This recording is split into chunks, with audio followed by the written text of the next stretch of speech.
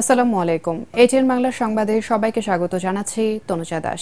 শুরুতে জানিয়ে দেব BRB cables সংবাদ শিরোনাম। আগামী জাতীয় নির্বাচনে পুলিশকে আইন মানার ক্ষেত্রে কঠোর অবস্থানে থাকা নির্দেশ প্রধান উপদেষ্টার।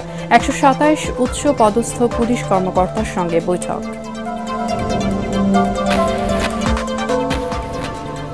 ওআইসিভুক্ত 11 দেশের প্রতিনিধিদের সাথে নির্বাচন কমিশনের বৈঠক। সব সংস্কারের সমর্থনের আশ্বাস। প্রবাসীদের প্রক্সি ভোটের বিকল্প নেই জানালেন ইসি কমিশনার। আওয়ামী লীগ দেশকে অস্থিতিশীল করার ষড়যন্ত্রে লিপ্ত, অভিযোগ রিজভির। হাসিনা বিরোধী আন্দোলনে অংশ নেয়া গণতান্ত্রিক শক্তিকে বিতর্কিত করার অপচেষ্টা। কর সুবিধা দিয়েও কোনো উন্নতি হয়নি পুঁজিবাজারের, অভিযোগ এনবিআর চেয়ারম্যানের। শেয়ার বাজার ধসের দায় রয়েছে আইসিবি। এবং মেট্রো রেলের 4 কর্মীকে হেনস্থাকারী 2 পুলিশ কর্মকর্তা বরখাস্ত। 3 সদস্যের তদন্ত কমিটি গঠন, দাবি মানায় স্বাভাবিক ট্রেন চলাচল।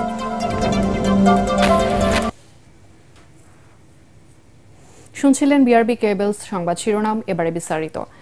আগামী নির্বাচনে অনেকেই তাদের ক্ষমতা দেখাতে চাইলে পুলিশকে আইন মানার ক্ষেত্রে কঠোর অবস্থানে থাকার নির্দেশ দিয়েছেন প্রধান উপদেষ্টা ডক্টর মোহাম্মদ ইউনূস। প্রধান উপদেষ্টার কার্যালয়ে পুলিশের 127 জন ঊর্ধ্বতন কর্মকর্তার সঙ্গে এক বিশেষ বৈঠকে তিনি এই নির্দেশ দেন। ডক্টর ইউনূস বলেন, আগামীতে নতুন, পুরনো বা ছাত্রদের যে দলই ক্ষমতায় আসুক না কেন, কারো পক্ষ নিয়ে কাজ না করে আইনের মধ্যে থেকে দায়িত্ব পালনের আহ্বান জানান তিনি। পুলিশকে অতীত ইতিহাস থেকে বেরিয়ে আসতে হবে জানিয়ে প্রধান উপদেষ্টা বলেন, নতুন বাংলাদেশের জন্য দেখিয়ে দিতে হবে পুলিশ খারাপ না, মানুষের পাল্লায় পড়ে খারাপ হয়েছিল। ভালো ইমেজ প্রতিষ্ঠা করতে পারলে গত 16 বছরে পুলিশের কর্মকাণ্ড জনগণ ভুলে যাবে এবং পুলিশকে মাফ করে দিবে বলেও মন্তব্য করেন প্রধান উপদেষ্টা।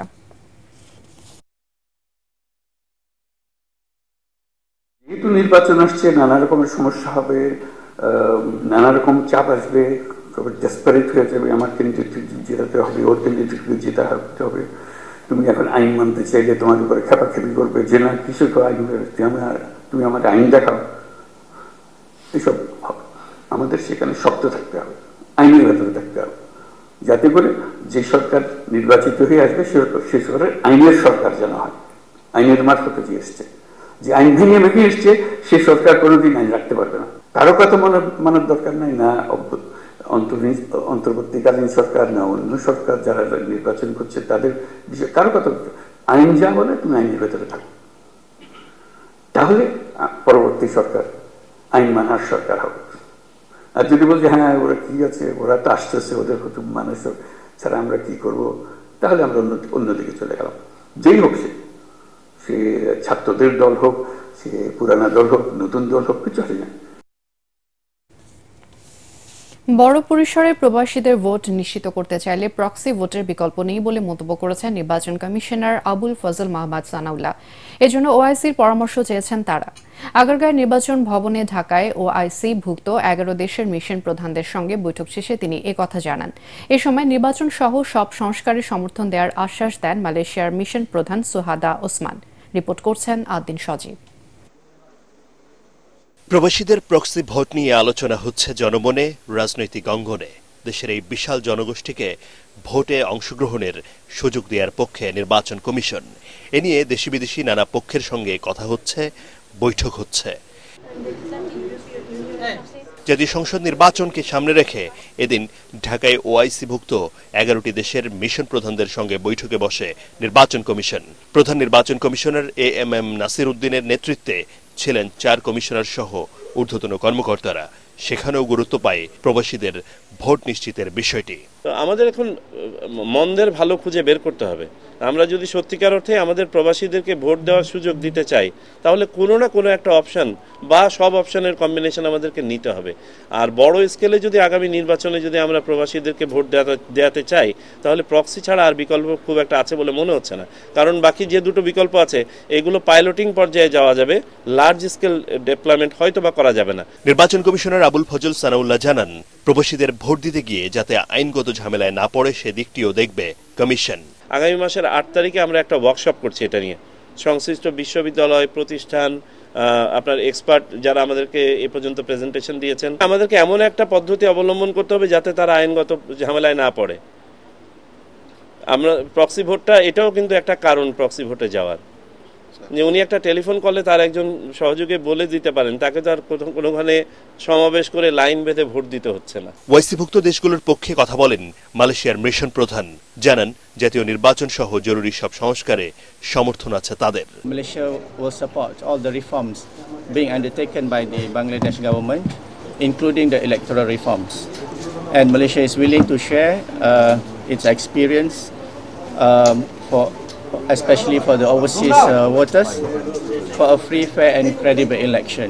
আগামী নির্বাচনের প্রস্তুতি সহ নানা বিষয়ে সম্প্রতি কমিশনের সঙ্গে সাক্ষাৎ করেছেন কয়েকটি রাজনৈতিক দল ও ইউরোপীয় ইউনিয়ন সহ বিভিন্ন দেশের রাষ্ট্রদূতরা। আদ্দিন সচিব, এটিএন বাংলা, ঢাকা। দুর্নীতি ও লুটপাটের অর্থ ব্যবহার করে আওয়ামী লীগ নেতারা দেশে অস্থিতিশীলতা সৃষ্টি করছে বলে অভিযোগ করেছেন বিএনপির সিনিয়র যুগ্ম মহাসচিব রুহুল কবির রিজভী। মাগুরার শিশু আসিয়ার হত্যাকারীদের ফাঁসির দাবিতে নয়াপল্টনে বিক্ষোভ সমাবেশে তিনি এই অভিযোগ করেন। রিজভী বলেন, অন্তর্বর্তী সরকার এবং স্বৈরাচারী শেখ হাসিনা বিরোধী আন্দোলনে অংশ নেয়া গণতান্ত্রিক শক্তিগুলোকে বিতর্কিত করতেই অস্থিরতা সৃষ্টি, আইনশৃঙ্খলা পরিস্থিতির অবনতি ঘটানো হচ্ছে। সকল বিভ্রান্তি এবং অনিশ্চয়তা দূর করে একটি সুন্দর জাতীয় নির্বাচনের মধ্য দিয়ে ডক্টর ইউনূস জনগণের আস্থার প্রতিদান দিবে বলে এ সময় আশা করেন দলের স্থায়ী কমিটির সদস্য সেলিমা রহমান। সমাবেশ শেষে একটি বিক্ষোভ মিছিল নয়াপল্টন এলাকা প্রদক্ষিণ করে।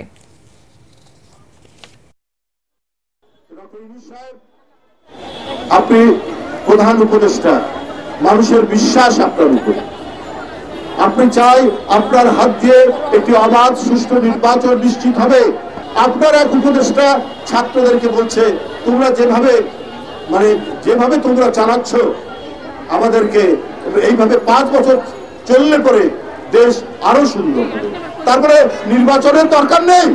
আমরা উপদেষ্টা সাহেবদেরকে বলবো যে আপনারা এগুলোকে এই 15 বছর 16 বছরের আন্দোলন আর জুলাই আগস্টের আন্দোলনের মধ্যে বিভাজন রেখা তৈরি করছেন কেন? কর সুবিধা দিয়ে শেয়ার বাজারের কোনো উন্নতি হয়নি বলে অভিযোগ করেছেন এনবিআর চেয়ারম্যান আব্দুর রহমান খান। রাজস্ব ভবনে প্রাক বাজেট আলোচনায় পুঁজিবাজারে বিনিয়োগকারীদের 50 লাখ টাকা পর্যন্ত গেইন ট্যাক্স অব্যাহতির দাবির প্রেক্ষিতে তিনি এই অভিযোগ করেন। এ সময় পুঁজিবাজারে সুশাসন প্রতিষ্ঠার তাগিদ দেন তিনি। জানান, শেয়ার বাজার ধসের পেছনে আইসিবির ভূমিকা রয়েছে। আরও জানাচ্ছেন শারফুল আলম। বিনিয়োগের অন্যতম উৎস পুঁজিবাজার। শেয়ার বাজার থেকে অর্থ সংগ্রহ করে ব্যবসায়ীরা তাদের উদ্যোগকে প্রসারিত করে থাকেন। শেয়ার বিক্রি করে বছরে 50 লাখ টাকার বেশি মুনাফা করলে তার উপর 15 ভাগ হারে গেইন ট্যাক্স দিতে হয় বিনিয়োগকারীদের। মন্দার বাজারে আটকে থাকা পুঁজিবাজারকে টেনে তুলতে এবার এই ট্যাক্স মওকুফ চান Dhaka stock exchange commission. Commodity derivatives এবং ইকুইটি ডেরিভেটিভস সহজে বাজারে আনার জন্য আমরা এই সেগমেন্টগুলোতে এনবিআর এর কাছে কর প্রকাশ প্রস্তাব করছি। মার্জিন অ্যাকাউন্টে আমাদের প্রায় 15-16 হাজার কোটি টাকা অনাদায়ী আছে, সেটা এখন আদায়যোগ্য করার জন্য অনেক মার্চেন্ট ব্যাংক, ব্রোকারেজ হাউস যে ইন্টারেস্ট, ফ্যাক্টর ইন্টারেস্টে ছাড় দিচ্ছে। টোটাল ওয়েভার চাচ্ছি না, আনলিস্টেড গুলোর জন্য বা অন্য ক্যাপিটাল গেইনের জন্য 15% আছে, একটু যদি ডিফারেন্স রাখা যায় 1 বছর বা 2 বছরের জন্য। রাজধানীর আগারগাঁয়ে রাজস্ব ভবনে আয়োজিত প্রাক বাজেট আলোচনায় এনবিআর চেয়ারম্যান বলেন, কর সুবিধা দেওয়ার পরও দেশের অর্থনীতিতে তেমন ভূমিকা রাখতে পারেনি পুঁজিবাজার, বরং রাজস্ব হারাচ্ছে সরকার। এই সময় পুঁজিবাজারের দুর্বলতা দূর করতে সুশাসনের ঘাটতি পূরণের পরামর্শ দেন এনবিআর চেয়ারম্যান। এনবিআর থেকে কিন্তু দীর্ঘদিন বিভিন্ন রকমের বেনিফিট স্টক মার্কেটগুলোকে দিয়েছি, দেখা গেল কিছুই কাজ হয়নি। খামাখা আমরা রেভিনিউ লস করতেছি, মার্কেটে কোনো উন্নতি হচ্ছে না। 50 লাখ টাকা পর্যন্ত মাপ, যেখানে লাভই হচ্ছে না কারো। খেয়াল করেন, তাহলে আপনার মার্কেটটা কাদের জন্য করতে চাচ্ছেন? তার মানে হলো আপনি এখানে একদম অলিগার্কদের জন্য করতে চাচ্ছেন। তারা এখান থেকে এসে যেভাবে হোক প্রফিট করে নিয়ে যাবে, একটা পয়সাও ট্যাক্স দিবে না, এবং এটা তো জিরো সাম গেম মার্কেটে। আমি আইসিবির এমডিকে শুধু এইটুকু বলেছি, আপনি আপনার স্বার্থটা দেখেন। আপনি যদি আপনার স্বার্থ দেখেন তাহলে মার্কেট ভালো হয়ে, সেটা না করে আপনারা কি করেছেন পুরা এই ইয়েরকে কি বলে, শেয়ার বাজারের এই ধসের পিছনে আপনাদের অবদান আছে। আগামী অর্থ বছরে আবগারি শুল্ক কমানোর আশ্বাসও দেন NBR chairman. Sharful Alam, ATN Bangla, Dhaka. সিলেটের এমসি কলেজ ছাত্রাবাসে তরুণীকে দলবদ্ধ ধর্ষণের ঘটনায় করা মামলার বিচার দ্রুত বিচার ট্রাইব্যুনালে হতে বাধা নেই বলে জানিয়েছে আপিল বিভাগ। বিচারপতি আশফাকুল ইসলামের নেতৃত্বে ৩ বিচারপতির বেঞ্চ এই আদেশ দেন। এই দিন ছাত্রলীগের নেতাদের বিচার দ্রুত বিচার ট্রাইব্যুনালে যাতে না হয় এই বিষয়ে আওয়ামী লীগ সরকারের সময় রাষ্ট্রপক্ষের করা আপিলটি অ্যাটর্নি জেনারেল অফিস প্রত্যাহার করে নেয়। ২০২০ সালের ২৫ সেপ্টেম্বর এমসি কলেজের ছাত্রাবাসে স্বামীকে আটকে রেখে ওই তরুণীকে ধর্ষণ করে ছাত্রলীগের কয়েকজন নেতাকর্মী। এ ঘটনায় তার স্বামী বাদী হয়ে সিলেট মহানগর পুলিশের শাহপরান থানায় ৬ জনের নাম উল্লেখ করে এবং ২ জনকে অজ্ঞাতনামা আসামি করে মামলা করেন। মামলার এজাহারে ছাত্রলীগ নেতা সাইফুর রহমান সহ ৬ জনের বিরুদ্ধে সরাসরি ধর্ষণে জড়িত থাকা এবং অপর ২ জনের বিরুদ্ধে ধর্ষণের সহায়তার কথা উল্লেখ করে পুলিশ। মামলার অভিযোগ গঠন হলেও এখনো শুনানি শুরু হয়নি। গ্রাম ও শহরের মধ্যে বৈষম্যহীন বিদ্যুৎ সরবরাহে কেন নির্দেশনা দেওয়া হবে না এবং লোডশেডিং এর শিডিউল ২৪ ঘণ্টা পূর্বে কেন প্রকাশ করা হবে না তা জানতে চেয়ে রুল জারি করেছে হাইকোর্ট। বিচারপতি AKM আসাদুজ্জামান এবং বিচারপতি সৈয়দ এনায়েত হোসেনের দ্বৈত বেঞ্চ ৪ সপ্তাহের জন্য এই রুল জারি করেন। জনস্বার্থে করা এক রিট আবেদনের পরিপ্রেক্ষিতে এই রুল জারি করা হয়। এতে বিদ্যুৎ ও জ্বালানি সচিবকে বিবাদী করা হয়েছে। রিটকারী আদালতকে বলেন, গরমের সময় শহরের তুলনায় গ্রামাঞ্চলে বেশি পরিমাণে লোডশেডিং করা হয়, ফলে এসব এলাকার পোল্ট্রি সহ নানা উৎপাদনমুখী শিল্প মারাত্মকভাবে ক্ষতিগ্রস্ত হচ্ছে।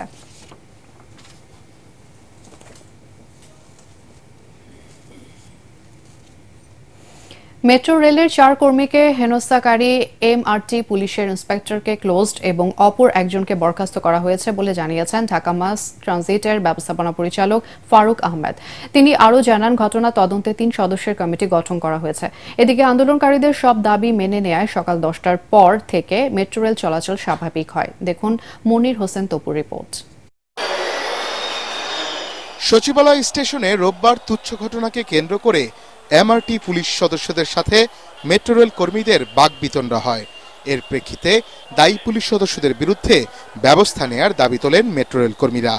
২৪ ঘন্টার আলটিমেটাম দিয়ে তারা বলেন, দাবি পূরণ না হওয়া পর্যন্ত কাজে ফিরবেন না তারা। সেই কর্মসূচির অংশ হিসেবে সকাল থেকে মেট্রো রেল চললেও কর্মবিরতি পালন করেন আন্দোলনকারীরা। এ সময় একক যাত্রা টিকিট বিক্রি কার্যক্রম ব্যাহত হয়। এই সুযোগে ফ্রিতে ভ্রমণ করেন অনেকেই। রাষ্ট্র হারায় অর্থ। ইমিডিয়েটলি অলরেডি সাসপেন্ড করা হয়েছে এবং একজনকে ক্লোজ ডাউন করা হয়েছে, যেটা বলে 2 জনকে অলরেডি তদন্ত কমিটি অলরেডি করা হয়েছে। 3 সদস্যের মিনিস্ট্রি থেকে হাই পাওয়ার কমিটি একটা করে দেওয়া হয়েছে অলরেডি, যেখানে পুলিশ থাকবে, আমি থাকবো বা আমরা টিম থাকবে, মিনিস্ট্রি থেকে লোক থাকবে। কর্তৃপক্ষ আন্দোলনকারীদের দাবি পূরণ করায় সকাল 10টার পর থেকে পুরোদমে মেট্রো রেল চলাচল স্বাভাবিক হয়। পরে যারা টিকিট না কেটে ভ্রমণ করেছেন তাদের মধ্যে অনেককে আবার পুনরায় টিকিট কাটতে হয়েছে।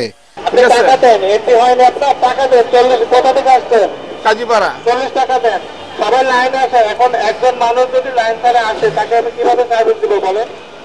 টিকেটের লাইনে একবার দিলে ওইদিকে দিলে কাউন্টার বন্ধ করে আবার এদিক থেকে দেয় না। সচিবালয় থাকলে আমাদের বললো আজকে মেট্রো রেল ফ্রিতে চালু হচ্ছে, আপনারা মেট্রো রেলে চলে যান। আমরা উঠে চলে আসছি, এই জায়গায় আবার টিকেটের জন্য দাঁড়াই থাকছে। এটা কোন ধরনের ব্যবস্থা?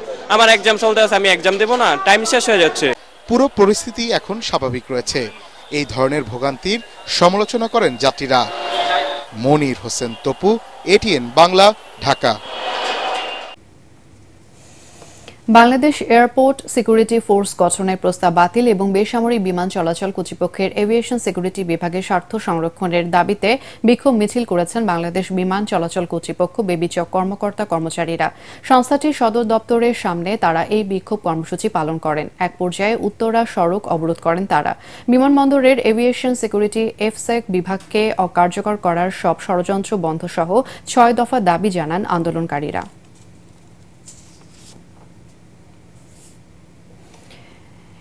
এবার ঈদের লম্বা ছুটি পরিকল্পিতভাবে কাজে লাগানো গেলে ঘরমুখো মানুষের যাত্রা ভোগান্তিমুক্ত এবং স্বস্তিদায়ক করা সম্ভব হবে বলে যাত্রী কল্যাণ সমিতি মনে করে। বিপুল যাত্রী চাপ সামাল দিতে ধাপে ধাপে কলকারখানা এবং পোশাক শ্রমিকদের ছুটি দেওয়ার পরামর্শ দিয়েছেন তারা। ঢাকা রিপোর্টার্স ইউনিটিতে এবারের ঈদ যাত্রা নিয়ে অনুষ্ঠিত আলোচনায় এসব কথা বলেন বক্তারা। তারা বলেন, ঈদ যাত্রায় ভোগান্তির পাশাপাশি এবার সড়ক মহাসড়কে ডাকাতির সংখ্যা রয়েছে।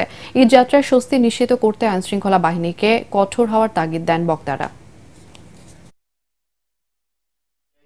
সড়কের ডাকাতি, ছিনতাই বন্ধে হাইওয়ে পুলিশ জেলা পুলিশ, মেট্রোপলিটন ট্রাফিক পুলিশকে স্পটে দাঁড়িয়ে গাড়ির কাগজপত্র দেখার পরিবর্তে ঈদের 10 দিন আগে থেকে প্যাট্রোলিং ডিউটি নির্দেশনা দিতে হবে। সড়কে ডাকাতি এবং ছিনতাই বন্ধে গোয়েন্দা সংস্থার কর্মীদের সড়কে সক্রিয় রাখতে হবে। রাজধানী সহ দেশের 12 জেলার উপর দিয়ে বইছে তাপপ্রবাহ। ঢাকা, ফরিদপুর, মানিকগঞ্জ, রাজশাহী, পাবনা, সিরাজগঞ্জ, রাঙ্গামাটি, খুলনা, বাগেরহাট, যশোর, চুয়াডাঙ্গা, কুষ্টিয়া ও পটুয়াখালী জেলার উপর দিয়ে মৃদু তাপপ্রবাহ বয়ে যাচ্ছে।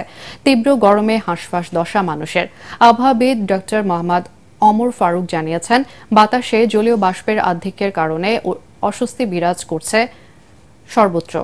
বুধবার পর্যন্ত এই তাপ প্রবাহ অব্যাহত থাকবে। আজ সারা দেশে দিন ও রাতের তাপমাত্রা প্রায় অপরিবর্তিত থাকতে পারে। এদিকে সিলেট সহ দেশের 2-1টি বৃষ্টি হলেও বৃহস্পতিবারের আগে বৃষ্টির সম্ভাবনা খুব একটা নেই। ফলে বৃষ্টি শুরু না হলে তাপমাত্রাও কমবে না। এই সপ্তাহের শেষের দিকে সারা দেশে বৃষ্টি অথবা বজ্রসহ বৃষ্টি হতে পারে। আবহাওয়া অধিদপ্তর জানিয়েছে, রবিবার দেশের সর্বোচ্চ তাপমাত্রা রেকর্ড করা হয়েছে সিরাজগঞ্জের বাঘাবাড়িতে 37.7 ডিগ্রি সেলসিয়াস। আধুনিক প্রযুক্তিতে আখের সাথে বিভিন্ন সাথী ফসল চাষ লাভজনক হওয়ায় জয়পুরহাটে দিন দিন বাড়ছে সাথী ফসলের চাষ। কৃষকদের উদ্বুদ্ধকরণে কাজ করছে বাংলাদেশ সুগার ক্রপ গবেষণা ইনস্টিটিউট। ইতোমধ্যে জয়পুরহাটের আখ চাষিরা এর সুফল পেতে শুরু করেছেন। একসাথে কয়েকটি ফসল উঠায় আখ চাষেও আগ্রহ বাড়ছে কৃষকদের। জয়পুরহাট প্রতিনিধি রফিকুল ইসলাম রফিকের রিপোর্ট, জানাচ্ছেন আসিফুর রহমান সাগর। আখ চাষ করতে 12 থেকে 14 মাস সময় লাগে। দাম কমে আসায় আখ চাষে আগ্রহ হারাচ্ছিলেন জয়পুরহাটের কৃষকরা। এই সংকট কাটাতে আধুনিক প্রযুক্তিতে আখের সাথে লাভজনক সাথী ফসল উৎপাদনে নানামুখী পদক্ষেপ নেয় বাংলাদেশ সুগার ক্রপ গবেষণা ইনস্টিটিউট। আখের পাশাপাশি জমিতে আলু, পেঁয়াজ, রসুন, ক্ষীরা, বাঁধাকপি, ফুলকপি সহ নানা সবজি চাষ শুরু হয়। আমরা আখ চাষ করি, আগে করতাম বাপদাদার আমল থেকে, তখন কোনো পাইতাম না, শুধু আখ চাষ করি। এখন বর্তমান সাথী ফসল দেই, তাতে আমরা অনেক লাভবান হই। আগে 1 বছর পর যেহেতু টাকা পাবার, এই 3টা সাথী ফসলে আমি 2 মাস পর পর টাকা পাই, আমি খুব উপকৃত হচ্ছি। 50 শতক জমিতে আমি লাগাচ্ছি সাথী ফসল, আমার 5 থেকে 7টা ফসল আমার বর্তমান আছে। একই জমিতে আখের পাশাপাশি 3টি সাথী ফসল চাষ করে লাভবান হয় দিন দিন আগ্রহ বাড়ছে কৃষকের। তাদের উদ্বুদ্ধ করতে প্রণোদনা সহ বিভিন্ন সহায়তা দিচ্ছে গবেষণা প্রতিষ্ঠানটি। সহযোগিতার আশ্বাস স্থানীয় কৃষি বিভাগেরও। সাথী ফসল প্রযুক্তিটি আরও জনপ্রিয় করার জন্য এবং সম্প্রসারণের জন্য আমরা বিভিন্ন ধরনের মাঠ দিবসের আয়োজন করে থাকি, বিভিন্ন ধরনের চাষি প্রশিক্ষণের আয়োজন করে থাকি। আখ অর্থকারী ফসল এবং আখের উপর বেস করে আমাদের চিনি কলগুলো চলে। আখের উৎপাদন বাড়ানোর জন্য 12 মাসি ফসল হিসেবে আসলে কৃষকরা একটু অনাগ্রহ দেখায়। সেক্ষেত্রে যদি 2 বা 3টা বছরে সাথী ফসল নিতে পারে, তাহলে কৃষকরা লাভবান হবে। সাথী চাষে নানা সম্ভাবনার কথা জানালেন কর্তৃপক্ষ। জয়পুরহাট সুগার মিল আগে যেভাবে চলতো তার থেকে অবশ্যই 1 মাস হলেও বেশি চলবে এই আখের সাথে সাথী ফসল এই আবাদ বৃদ্ধি করার মাধ্যমে। চাষিদেরকে দেখা যাচ্ছে যে তাদের আয় বৃদ্ধির জন্য এবং তাদেরকে টিকিয়ে রাখার জন্যই যে তারা যাতে উদ্বুদ্ধ হয়ে আখ ফসলের সাথে এই স্বল্পমেয়াদী ফসলগুলো আবাদ করতে পারে। সাথী ফসল চাষের সুযোগ সৃষ্টি হয় জয়পুরহাটের আখ চাষিদের সামনে কৃষি উৎপাদনের নতুন দিগন্ত উন্মোচিত হয়েছে বলে মনে করছেন সংশ্লিষ্টরা। Bureau report, ATN Bangla. Strawberry ফল বিদেশি হলেও বাণিজ্যিকভাবে তা চাষ করে সফলতা পেয়েছেন চুয়াডাঙ্গার কৃষি উদ্যোক্তা সজল আহমেদ। অপ্রচলিত এবং উচ্চ মূল্যের ফল হওয়ায় লাভজনক চাষে পরিণত হয়েছে স্ট্রবেরি। ফুল আর কাঁচা পাকা ফলে ভরে গেছে ছোট ছোট গাছগুলো। স্ট্রবেরি পুষ্টি সমৃদ্ধ ফল হওয়ায় দেশের বাজারে রয়েছে ব্যাপক চাহিদা। লাভজনক এই চাষ কৃষকদের মাঝে ছড়িয়ে দিতে কাজ করছে কৃষি সম্প্রসারণ অধিদপ্তর। চুয়াডাঙ্গা থেকে রফিক রহমানের রিপোর্ট, জানাচ্ছেন আশিকুর রহমান। নভেম্বরে চুয়াডাঙ্গার জীবননগর উপজেলার মানিকপুর গ্রামের কৃষি উদ্যোক্তা সজল আহমেদ বাণিজ্যিকভাবে স্ট্রবেরি চাষ শুরু করেন। 6 বিঘা জমিতে রোপণ করেন 40,000 স্ট্রবেরির চারা। প্রতি বিঘা জমিতে স্ট্রবেরি চাষে খরচ হয় 70 থেকে 80,000 টাকা। নিয়মিত পরিচর্যায় জানুয়ারি মাসের প্রথম সপ্তাহে গাছে ফুল আসতে শুরু করে। এখন সাদা ফুল আর পাকা লাল স্ট্রবেরি ফল শোভা পাচ্ছে গাছে গাছে। জানুয়ারি মাসের শেষের দিকে ফল সংগ্রহ শুরু হয়েছে, চলবে এপ্রিল মাসের মাঝামাঝি সময় পর্যন্ত। বাজারে প্রতি কেজি ফল বিক্রি হচ্ছে 500 থেকে 550 টাকায়। 50,000 গাছ লাগাইছি। এর মধ্যে হচ্ছে বাড়ি 1 আছে, বাড়ি 2 আছে, আমেরিকান ফেস্টিভ্যাল আছে, আর আমেরিকান কার্নিভাল আছে। বাগানে অনেক কাঁচা এবং পাকা ফল কি সুন্দর ধরে রয়েছে, দেখে আমাকে অনেক ভালো লেগেছে। এটা বিদেশি ফল হওয়া সত্ত্বেও আমাদের দেশে আসলে চাষ হচ্ছে। আমাদের এই আবহাওয়াতে হয়েছে দেশে, এটা যদি বাজারে নেওয়া যায় অনেক লাভবান হবে। বিদেশি ফল স্ট্রবেরি চাষে নিজের সফলতার কথা জানালেন এই উদ্যোক্তা। ফলও আছে, ফুলও আছে, হারভেস্ট করার জন্য পেকেও গেছে, সে ফলগুলো তুলছি। 4-5 বিঘে আমার মেয়া করছে, তাই ভালোই ফল আল্লাহ দিচ্ছে। এই ফলের চাষ বৃদ্ধির লক্ষ্যে এবং কৃষি উদ্যোক্তা তৈরিতে কাজ করা হচ্ছে বলে জানিয়েছে উপজেলা কৃষি অফিসার। আমরা সার্বক্ষণিক কৃষককে পরামর্শ দিচ্ছি, কৃষকের পাশে আছি, রোগবালাই বা অন্যান্য যে ব্যবস্থাপনা নিয়ে। আশা করি হয়তো দিন দিন এটা আবার বৃদ্ধি পাবে আমার জীবননগরে। লাভজনক এই বিদেশি ফল চাষ বৃদ্ধির মাধ্যমে বিদেশ থেকে আমদানি নির্ভরতা কমবে, এমনটাই মনে করে এলাকাবাসী। Bureau report, ATN Bangla. এবার আল আরাফা ইসলামী ব্যাংক অর্থ সংবাদ।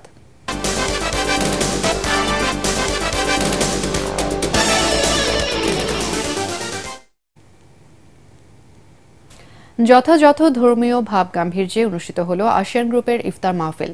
আসিয়ান মেডিকেল কলেজ হাসপাতাল প্রাঙ্গণে এই ইফতার মাহফিল অনুষ্ঠিত হয়। এ সময় বিএনপির চেয়ারপারসন খালেদা জিয়ার শারীরিক সুস্থতার বিশেষ দোয়া করা হয়।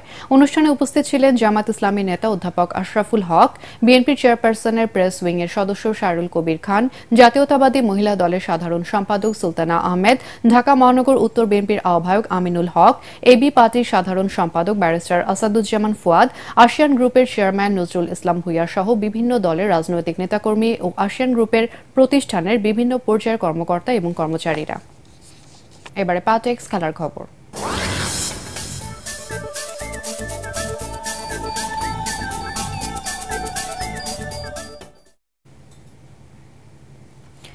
বাংলাদেশের ফুটবল প্রেমীদের দীর্ঘ প্রতীক্ষার অবসান হলো। জাতীয় দলের জার্সিতে মাঠে নামার উদ্দেশ্যে ইংল্যান্ড থেকে উড়ে আসলেন হামজা দেওয়ান চৌধুরী। ইংলিশ প্রিমিয়ার লিগে শেফিল্ড ইউনাইটেডের হয়ে খেলেন প্রবাসী এই ফুটবলার।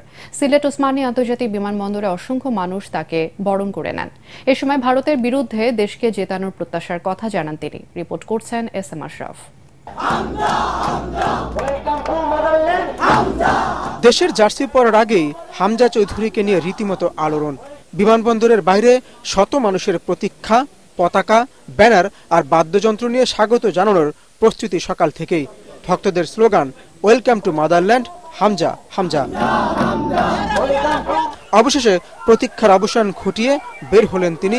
এরপর সামনে যা দেখলেন তাতে অবাক না হয়ে উপায় ছিল না। গণমাধ্যম কর্মী আর দর্শকদের ফুটবল নিয়ে পাগলামোর আভাসটা প্রথম দিনই পেয়ে গেলেন। ইংল্যান্ডের ক্লাব শেফিল্ড ইউনাইটেডের হয়ে খেলা এই ফুটবলারের কণ্ঠে আত্মবিশ্বাসের সুর। শুরুতেই যেন ভারতকে কড়া বার্তা দিয়ে দিলেন তিনি এসেছেন দেশকে জেতাতেই।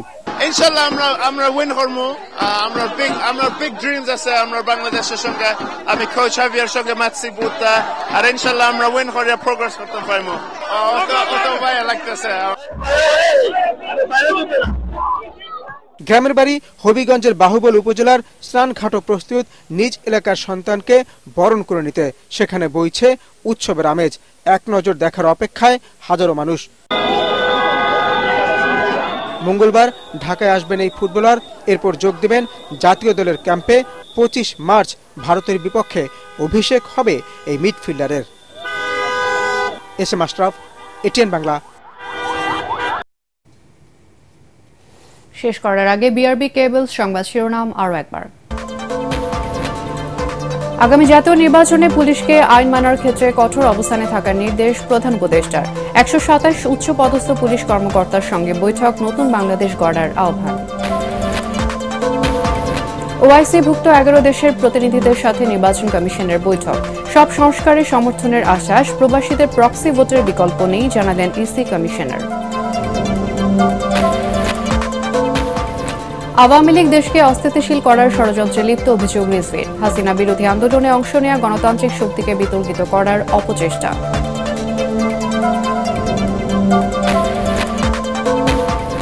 কর সুবিধা দিয়েও কোনো উন্নতি হয়নি পুঁজিবাজারের অভিযোগ এনবিআর চেয়ারম্যানের। শেয়ারবাজার ধসের দায় রয়েছে আইসিবির।